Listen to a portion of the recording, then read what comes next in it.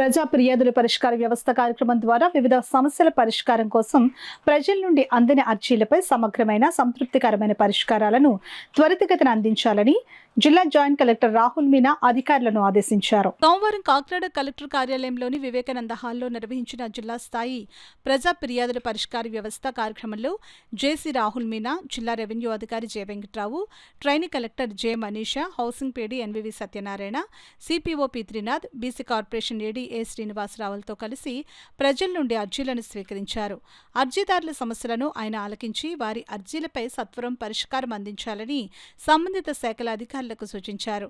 కార్యక్రమంలో ప్రధానంగా రేషన్ కార్డులు, పింఛన్లు, ఇళ్ల స్థలాలు, ఆక్రమణల తొలగింపు, ఉపాధి కల్పన, తల్లికి వందనం, భూములు, ఆన్లైన్లో దరఖాస్తు సర్టిఫికెట్ల జారీ తదితర వ్యక్తిగత సమస్యలతో పాటు ఆయా ఆవాసాల్లో ఎదుర్కొంటున్న సామాజిక సమస్యలపై ప్రజల నుండి 642 అర్జీలు అందగా వాటన్నిటినీ ఆర్ఎస్ పోర్టల్లో ఆన్లైన్లో అప్లోడ్ చేసి అర్జీదారులకు రసీదులు అందజేశారు.